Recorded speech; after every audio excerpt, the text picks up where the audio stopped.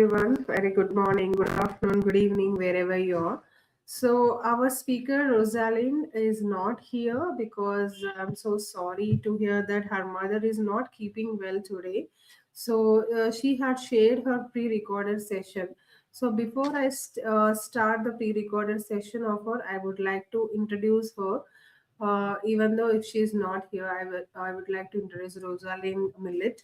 She is the founder of Anjuna Senses, a holistic therapeutic service offering inclusive support to neurotypical and neurodivergent individuals. Recently diagnosed with AUD-HST, she is passionate about supporting women navigating late autism and ADHD diagnosis, blending Reiki energy therapy and somatic healing with over 20 years of SEND teaching experience. Through her work and creative projects, Ross bridges science, spirituality, and education to empower the misunderstood and gifted. She is from UK. So yes, we will play the pre-recorded session of Rosalind, and if you have any questions, you can email her. Thank you.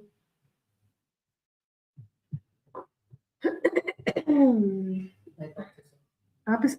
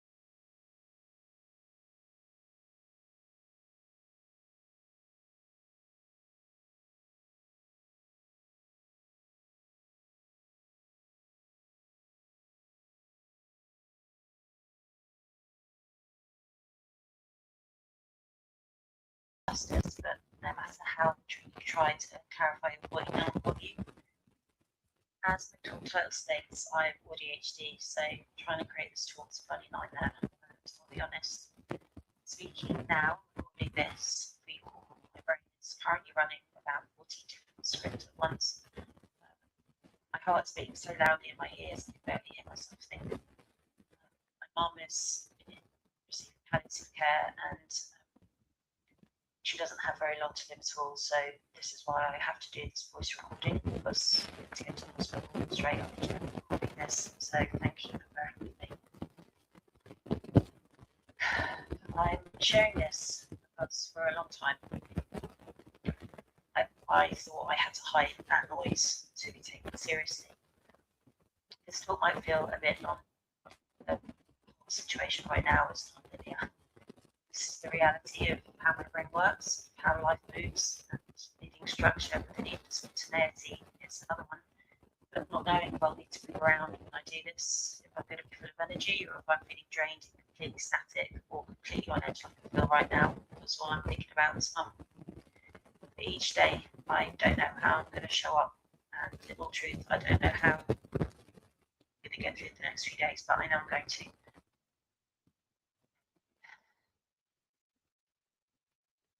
So I'll leave with this.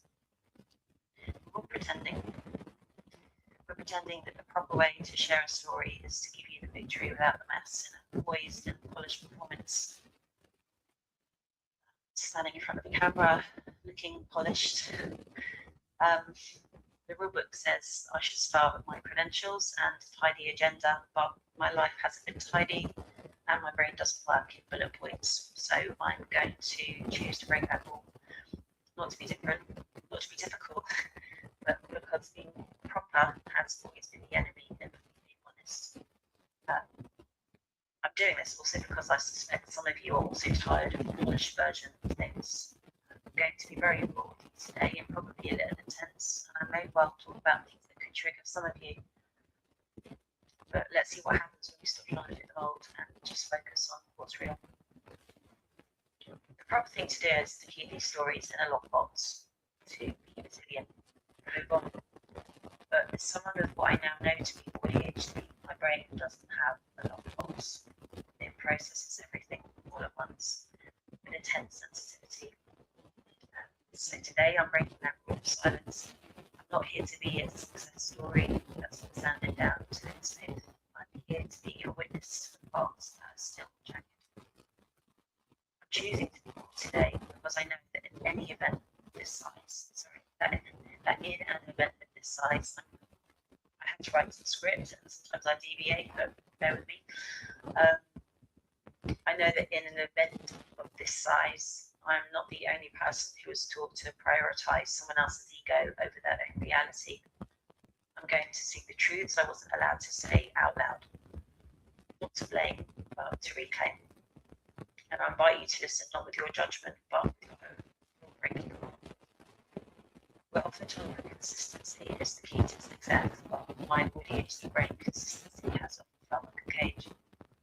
I grew up learning a very specific set of rules. The most important one was the truth didn't matter as much as how things look. Like, we're often told that family is everything in inverted commas, that for some of us, family is the first place we have to learn how to disappear. For a long time, the narcissistic rules of my childhood won. I grew up in a home and subsequently through my teens and adulthood in relationships with my everything was tools someone else's ego. The cost of that mask, the performance of I'm fine, the truth of growing up unnavigated in a narcissistic home in an unforgiving school environment, social pressures performing, relationships and funds forced on me meant that I didn't just mask in society, I masked the safety. I had to curate a perfect vision of myself to survive the narcissistic dynamic. So while the world's being a good kid in inverted commas, my neurodivergent brain was actually in a constant state of high alert and sensory and emotional burnout. I spent decades pretending I was fine whilst at this point I didn't know I was neurodivergent. I didn't know I was masking. I just knew that I was exhausted. So I spent 45 years trying to fit into a box that was slowly suffocating, chastising and social isolation, and my ADHD brain naturally rejected what I now know to be social anarchy, the chaos of the gossip, in favour of something deeper. Not that I was superior to anybody else, that's just what I longed for. I now see that I wasn't failing at socialising, my brain was just refusing to participate in the social script, that substance and social script that applies. While others bonded over gossip and thinking or collective mentality, my autistic need, I now understand, was a need for deep meaning, and the ADHD part of me needed the high dopamine stimulation that made small talk feel like static. Parties were painful. They were horrific. Sitting in the corner at parties, I now know wasn't just shyness, it was sensory and intellectual sovereignty. And when I say intellectual sovereignty, I don't mean others. I mean sitting in my own intellectual thoughts. I was unknowingly opting out of a hierarchy I didn't agree with, but the truth is I didn't want to be alone. I just wanted to be understood. I was bullied by teachers. I ignored mainly by my peers. I didn't fit into a particular group, and that just made me even feel more like an alien. I had a few friends here and there, but I didn't fit into a social group. I just kind of flitted between them and was very much a loner. Now I know what's called the internal anarchy. It was the moment that I realised that not fitting in was actually a rebellion against mediocrity. I stopped trying to follow the gossip, it was exhausting, and just embraced my own company. Transmutation, I feel, was that from being alone in a corner was actually me just observing patterns, which was a skill that became invaluable to me later in life. One thing that is connected to neurodivergence is social blindness, sincerity. It's a common experience for ADHD people, especially those coming from a narcissistic background, where your radar, in inverted commas, for danger was really sabotaged. As an ADHD person, I often take things at face value. People often do take things at face value for ADHD. So if someone who's kind, my brain categorizes as safe, in inverted commas. I was always looking for connection and assumed that others were doing the same. This has led to some pretty dangerous situations, which I managed to find my way out of when my intuition was telling me that something was very wrong. But there was someone that attempted to groom me on the train, a random male when I was about 12 years old. He wrote me a letter, gave it to me on the train, and I thought he was just being kind. I wrote a letter back and started walking me to school every day.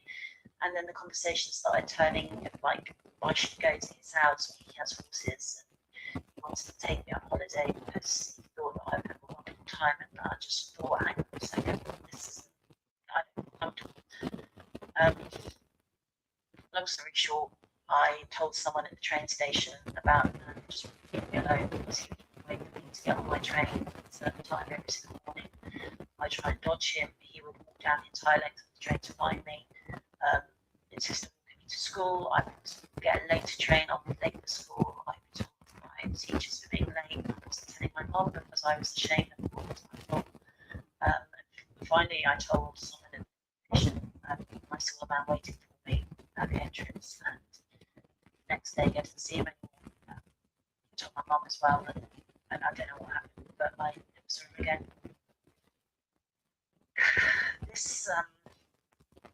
This echo, I guess, call it the narcissistic echo, is because I was raised to ignore my own boundaries to please a ruler. I was pre-programmed to be susceptible to predators who use this kindness as a hook. This is a documented reality. It shows that a lot of autistic individuals are at a higher risk of victimization because of social communication differences and the history of force and crime. And as someone who's a special needs teacher for about 20 odd years, I can vouch that a number of students, young people I used to work with, were and have been in vulnerable situations. So the irony of being in these situations myself as a child just kind of it just reinforced some of the reasons why I chose these vocational roles. 46 years because I wanted to protect the injustice of them. I wanted to make things right. For 46 years, sorry, my mum chastised me then. My life was a series of mini dictatorships because my original rulers, most of the family, taught me that love equals compliance. So I naturally gravitated toward people who provided that familiar narcissistic gravity. The ADHD mirror is, as an ADHD person, you use your hyper-empathy to anticipate people's needs, and the masking becomes whoever it is they want you to be. This wasn't a weakness, though. I now see it as incredible, albeit incredibly exhausting survival skill. The phrase standard operating procedure comes to mind. I now know I wasn't choosing willingly bad people. I was just following the only manual that I'd ever been given. Discovery of the boundaries was a shock. Realising that I hadn't allowed to say no. But pushback I received throughout my life by saying no, telling someone I wasn't happy with what they were saying, how I've been treated, was immense, and where I just shut down. So, for an ADHD person that's raised in a narcissistic home, talking third person, a bit of disassociation here. The concept of boundaries is often a completely foreign language because I was trained to survive the narcissist's trial of my brain. Naturally sought out familiar but toxic patterns in every relationship. I didn't just not have boundaries, I didn't know they were allowed to exist. A bit of a side note about how neurodivergent people brains process certain types of information at a faster rate than a neurotypical brain, like noise, light, smell, energy, movement, while processing other things significantly slower. What is perceived as slow processing is often the brain processing a much higher volume of information simultaneously, but this context is independent. In social or verbal settings, it can take an extra few seconds or minutes, sometimes hours or days for emotional processing, for information to be fully processed, or contrasted to the ADHD side of me, where processing can be done at such a rapid speed, I'm almost finishing the other person's sentence because I can predict the pattern of where they're going in their sentence content. Comes across as patient and rude, but in someone's conversation, but it's because I already know what they're going to say and I want them to get there faster. So I want you to I want you to close your eyes. Imagine you're in a room where every single light is just a little too bright and there are 5 different radios playing 5 different songs at once. That's how I experienced this morning. Now imagine trying to find a single sensitive truth in that noise every single day before you even get out of bed. Before you've even made a single choice. And the raw, real truth is that sometimes it takes so much energy and I can't think of the word, but willpower. It just takes so much to either remember or to brush my teeth. Not that I'm heinous in hygiene, I actually am very hygienic, but there are some days where brushing my teeth, having a shower, remembering to eat, the executive function is just horrific. And there are days where it feels like climbing a mountain to do the smallest of things, but a small win is a win. And I'm now learning to be so hard on myself these days, although I'm still trying not to give myself a hard time when I have those days, because I realise it's not me choosing to not want to do those things or because I can't be bothered. It's just I am frozen. That's what I'm just frozen. But when I talk, because I'm a walking contradiction, and that's the exhausting part of it as well, is that when I say I'm learning to be so hard on myself, you should have seen me try to make a very short video clip I had to make on social media platforms for the talk. That was an epic mission in itself. I made around 50 blooper attempts to get the title of the conference right, to not stumble over my own words, to remember the gist of what I wanted to say without focusing on how I was saying it, if the angle of the camera was correct, or how I suddenly felt constricted wearing an oversized jumper that suddenly began to irritate me, or I couldn't stop moving when I was talking, or how my hair began to annoy me when it kind of got in the middle of my eye, or on my nose, or in my mouth, or had the anxiety of how I was ever going to be in front of the camera when I was ridiculously camera shy. Conversely to how I can take random selfies when I'm in that zone of being outgoing in the life of the party. I was just way out of my comfort zone. And it's the hyper focus of being up pre-dawn until the middle of the night, forgetting to do anything other than focus on whatever it is that I'm heavily into this talk, because I'm preparing for this, as well as managing my emotions around Mom, how long she's got to live, how my sister's feeling, do I need to read anything? How am I going to get through the next day? How am I going to try and find a way to present this talk, still showing up, still giving my time and energy to this, but also showing the reality of the amount of things that's trying to juggle emotionally, as well as consciously, as well as having the energy to even just do this. I'm really hoping that this report, and I can send it through to the team at IDS who are just absolutely brilliant. So I'm way out of my comfort zone, and the hyper focus and the anxiety, twisting my hands right now, putting my fingers, because I've been up yesterday, it was pre-dawn to the middle of the night. Like I said, forgetting to do anything other than focus on what I'm heavily into. I get that hyper focus, and usually it's for a massive period amount of time, but eventually just to another hobby or a topic of conversation. But I know that what made me push myself, knowing that there would be the inevitable burnouts, vacancies, the 4-hour or 14-hour night sleeps, have been the amount of signs and synchronicities and the serendipitous moments that made me believe that this path was meant to be walked, no matter how small the step forward, because all steps taken are forward motion, even when I went backwards, because healing isn't clean, it isn't linear, I want to draw attention to it being, it's messy, it's uncomfortable, it's unpredictable, it's sometimes emotional eating, it's sometimes not wanting to eat at all. And this isn't based on mental health aspect, this is based on the autism and the ADHD contrasting and varying very different needs at different times. It's like the Jekyll and Hyde. I don't mean that in being a really nice person being psycho, it just means there are two completely different types of personalities. When they merge, things can just be so overwhelming. I just want to shut down for hours. And sometimes I feel like I can conquer the world.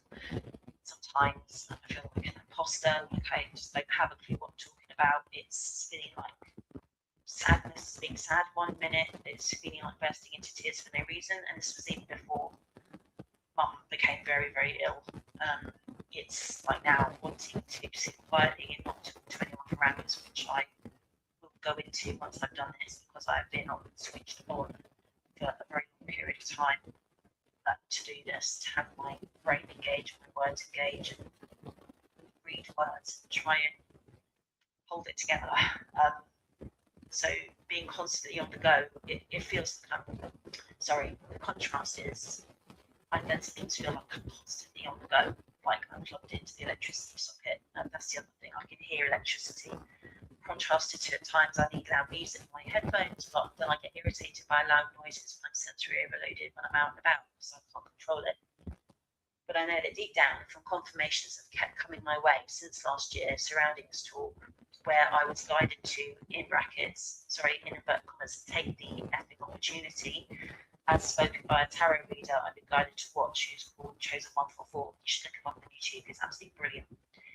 It was after this clip, this time last year, that I was contacted by IDS with an Empowerment Global Conference to speak.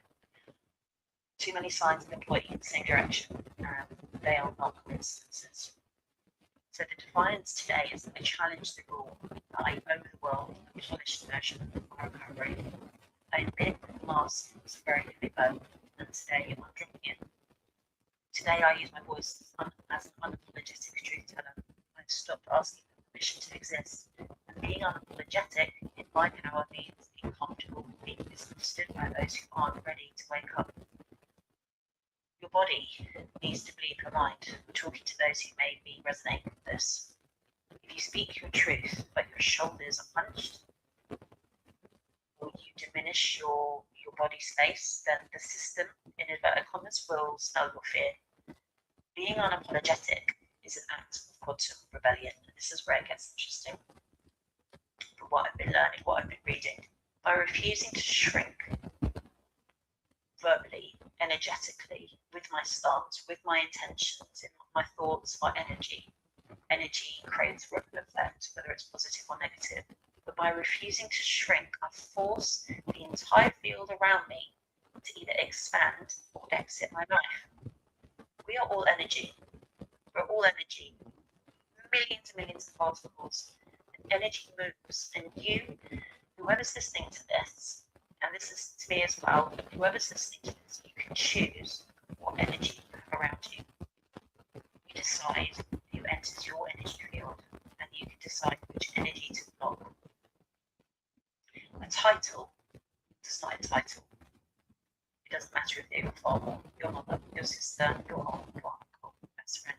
A title does not entitle. It's the energy that that person brings into your energy, and you can choose who doesn't have access to you and your energy. Protect it. To be unapologetic, you must become your own Akashic record keeper. For those that may not have heard of it, building on the mention of the field, the Akashic records can be understood as the informational layer or memory in inverted commas of that field. This is derived from the Sanskrit word akasha, meaning sky, space, or ether. They represent a metaphysical compendium of that word for every word and action of every soul that's ever existed. Think of it as cloud consciousness. Think of it as the Akashic records as cosmic internet or cloud storage, vibrational imprints. Every event leaves a permanent energetic fingerprint or vibration in the fabric of reality. It's a non-linear time. So to this field, past, present, and potential futures, they exist simultaneously. That's what blows my mind. It's just incredible. Allowing seekers to gain clarity on soul transformative life patterns. While the concept is ancient, its modern day framework popularized in the late 19th century, and these historical origin mentions of the Book of Life in inverted commas appear in the Bible and the Torah, two very different scriptures, but they focus on fundamentally the same foundations. While ancient Hindu Upanishads describe Akasha as the fundamental element from which all others arise. So I'm fascinated by these philosophical influences, such as people like Blavatsky and Edgar Cayce later in life, brought the concept to the West, describing it as a library accessible through altered states of consciousness. Combined with quantum connections, such as the philosophers like Erwin Laszlo proposed that the A field, in inverted commas, the Akashic field, suggesting that the theoretical field in physics may actually be a sub-quantum field that carries information. It's mind-blowing. How you access the records is often described as what's called a frequency match rather than a physical journey through intuition and meditation. You can access through deep meditative states like theta brainwave, theta brainwave, theta, theta, allowing the mind to bypass limited filters to download information. So spiritual downloads, it's amazing. Still reaching that level, but I'm getting that. Such as you've got into Harold's pathway prayer, someone wants to look that up to align their vibration with the records. Have record keepers, and some traditions describe these masters of the records. They're non-physical guides who assist in retrieving the most relevant information for a person's current growth. You can connect to them for assistance to access your Akashic records. For those in the 3D world, for navigating CPTSD, for healing and for personal growth, the records are often used for identifying patterns, which is incredibly important. This helps you to understand that the struggle you're going through is a karmic repeat or a soul level lesson. And when I say karmic repeat, I mean karma can repeat itself past generations. So sometimes the existence you are living in this reality, you may be going through some experiences that you haven't yourself created as a result of karma. It's from your predecessors, pre-generational experiences where you are now paying the karma as a result. That's why they say karma will always find you. So always give out that good energy out into the ripple effect, because the good energy you give out, the better the energy is going to come returning, whether it's to you or to generations in the future. So, side note there. Soul contracts can help gain perspective on typical family members as teachers for the soul's evolution. So, a highly significant element of the Akashic records is free will. This is really important to remember. The records emphasise that the future is not set in stone. Seeing a potential path allows you to use your free will to change it. Read that again. Records emphasise that the future is not set in stone. Seeing a potential path allows you to use your free will to change it. You have free will. You can change your situations. Whatever situation you are in, you have free will to change the direction of your path. Through these significant shifts that have occurred since last year, even before, but particularly last year, I've been guided to learn of my star-seed origins. Those who are still holding on to the matrix and the 3D world, I'll bring the term star-seed in a scientific term, so you just don't think I'm completely psycho nuts. Through human potential and through neurobiology, I would describe myself as a cultural outlier. I have a different set of internal values that don't always align with the status quo. I'm highly sensitive to my environment, which makes me notice things others miss. I feel homesick, like I don't belong. I look to the stars for comfort, knowing now that the family that I've grown up with have been my family of origin, but they're not my true soul family. I've always had this feeling or a need to want to go home, and I've started to look to the stars and to the cosmos for comfort at times when I just never felt understood by the family of origin that I grew up with. That's no disrespect to them, but I feel things so strongly, good and the bad, and again, from learning about myself through guided downloads, it's just signs and synchronicities. I've learned that I'm now a Sigma, not now, what I have always been, but I understand myself to be a Sigma, INFJ, have high empath, which is another fact I've discovered through all of the science and serendipity around me. They've all confirmed I'm a sensitive soul that doesn't quite know how to fit into this 3D world, but I know that it's one of my purposes to share this information with you. My nervous system is wired to process information more deeply than average. It's a biological trait called sensory processing sensitivity, and it means I'm easily overstimulated by noise or heavy energy, but that also affords me being incredibly intuitive. Many starseeds feel guilty for being different, for leaving their family of origin behind emotionally. If you're the black sheep in a narcissistic family, you're playing the role of the transgenerational cycle breaker. Every family has someone who challenges the old ways of doing things, so I'm the one that values emotional honesty and healing over just getting by in inverted commas. I'm here to change the pattern. So the broken system, the truth teller, is often cast as the villain or the crazy one. But be okay with being the bad guy in their story if it means being the hero in yours. Sorry, the boiler just turned on. The truth is, you cannot lift someone up who is determined to stay in the basement. Your only job is to be the light. If they choose to stay in the dark, that is their soul's choice, but not your failure. Before the light broke through last year, I was drowning in a different kind of fog. I wasn't just struggling, I was numbing. My ADHD brain, wired with intensity and seeking a pause button from the noise that a cycle of narcissistic life found it in substances. I used them to quiet the scream of a body that knew it was being heavily betrayed before my mind could even admit it. I was a healer who had found Reiki about 15 odd years ago with spiritual tools to soothe myself, yet here I was using toxic substances to manage myself. I discovered I'd been heavily betrayed by a friend I trusted with my soul. This wasn't a misunderstanding, it was a performance. For years, they pretended to be a safe harbor while they had actually been a storm. So when you grow up in a narcissistic environment, you're primed to believe the best of people, even when your gut is screaming, run. My ADHD brain, with all its loyalty and its intensity, didn't see the trap until it snapped shut. The rules of my life was to me to stay quiet, stay loyal, stay nice, and you finally run out of oxygen. That betrayal had led me to the edge, and I was suicidal because the betrayal confirmed every lie.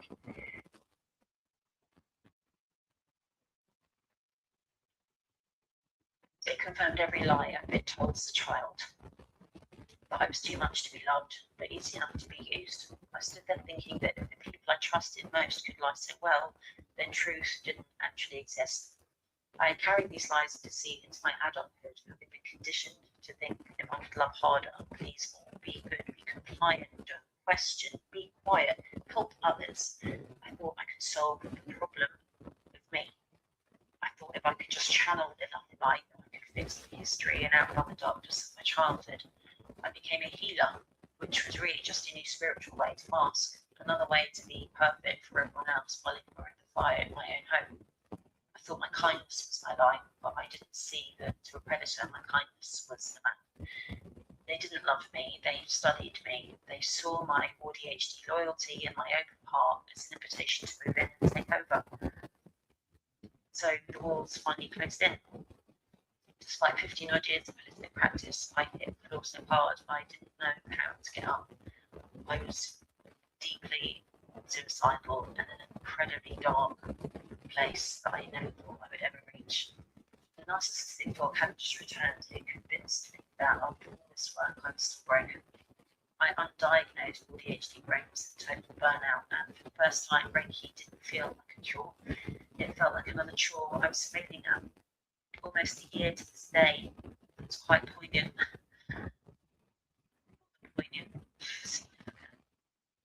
Almost a year to this day, I woke up one morning. Sorry, I didn't know how I was going to get through the next hour.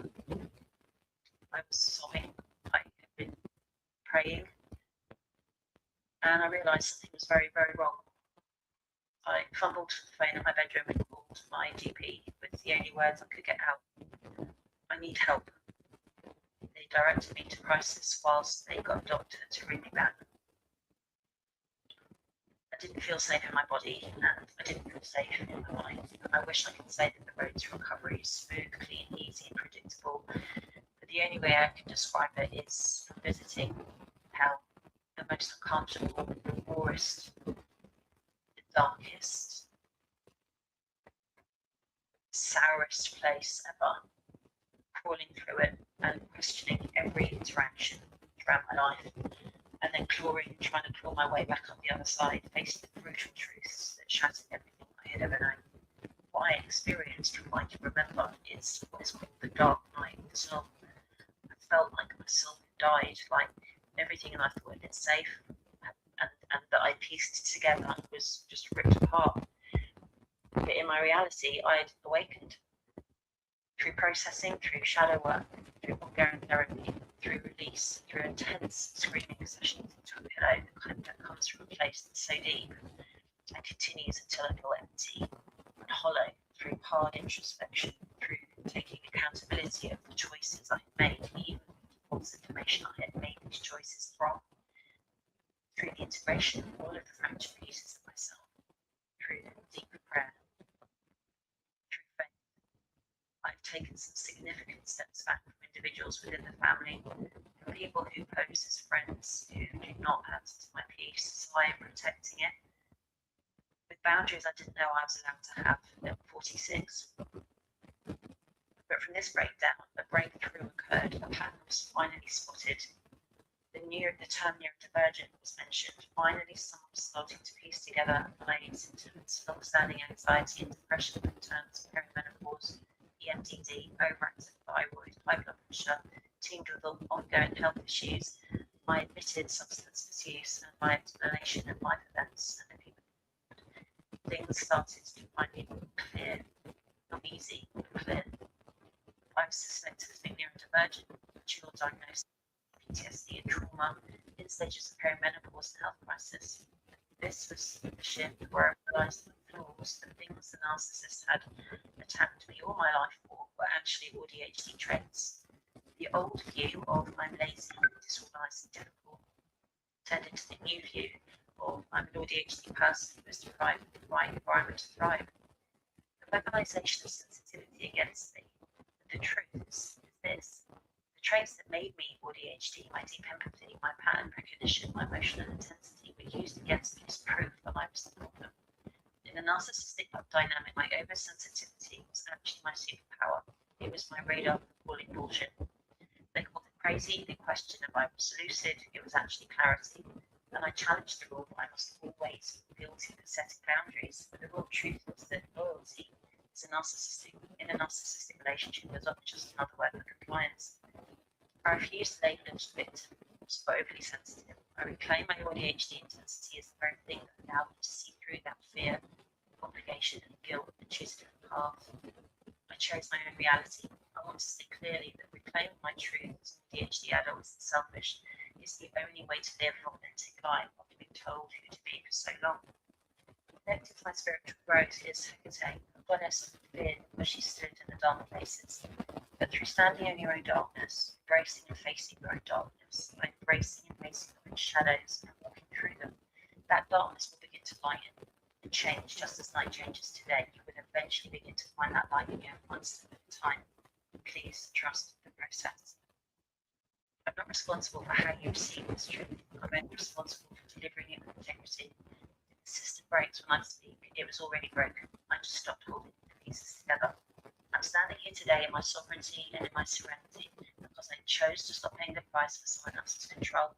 My boundaries aren't betrayal, they are my birthright. My kindness is no longer a resource, it is a gift for those who earn it. I'm done waiting for permission to exist. I've been saved, now I'm choosing to stay. Since my spiritual awakening, I've experienced supernatural confirmations and wonderful moments that have occurred in such a growing frequency that cannot be explained away as purely coincidental or happenstance. There is no such thing as coincidence, and I'm now woken and able to see these as the universe communicating, guiding, and confirming there is something bigger than all of us at play here. Just like this is not a coincidence that you're watching and listening to my talk on this day at this particular time. There may be something in my talk that you were meant to hear and pay witness to. Maybe someone you know needs to hear my story to confirm something they've gone through themselves. There are too many experiences to list today, but I know that this is just the beginning of something quite magical, a new path, a divinely aligned path, and place the faith and trust in the process, in the universe, in God, in Source, in the Most High, whatever it is that you may subscribe to, that I'm exactly where I'm meant to be at this time, and I place my faith and trust that all is working out for the highest good, the good of all. My connections to the spiritual world and to the divine are deepening every day. I have begun a solo project that has started to support the evolution of divergent solutions for help innovate design, to help me create a new divergent friendly app system in society. And with this, I'm sowing seeds regarding new formats and processes of diagnosis for both ADHD and autism in females. Call to action regarding updating policy mandates within education, specifically for ADHD individuals, and the legislative recognition of CPTSD as a medical condition, just as PTSD is recognised. I've been calling to action to support females from puberty onwards with early information that can help support their mental health, understand the differences, both hormonal, environmental, and social, with the transparency that is so greatly needed to strengthen the cohesive divergent community as the new norm. Do I have all the answers? No. I'm in a continuous state of evolution, but this is leading me down a path of purpose and enlightenment, and I'm only just getting started. I went from the edge of my life to standing squarely in the centre of it. I'm not here to be your inspiration, but I'm here to tell you that your intensity is the key to your freedom. Use your voice. Stop waiting for permission to exist. I no longer need a ruler to tell me if I'm good enough. I use my autistic pattern recognition to spot toxic people, and my ADHD hyperfocus to build a life I actually enjoy.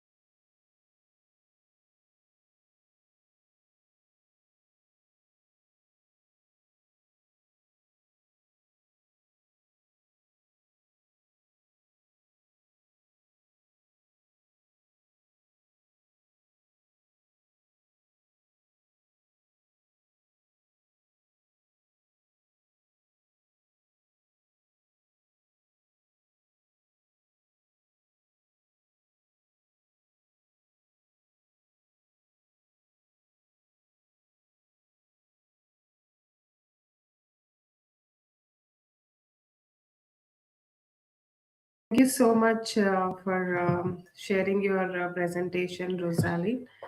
So, if we have any questions from the audience, we will share your email address. And hoping your mother will recover soon. Please take care. Thank you. You have a great day. And please do join our next speaker session. So, she is already waiting in the backstage. So, let's welcome her, Sumisha.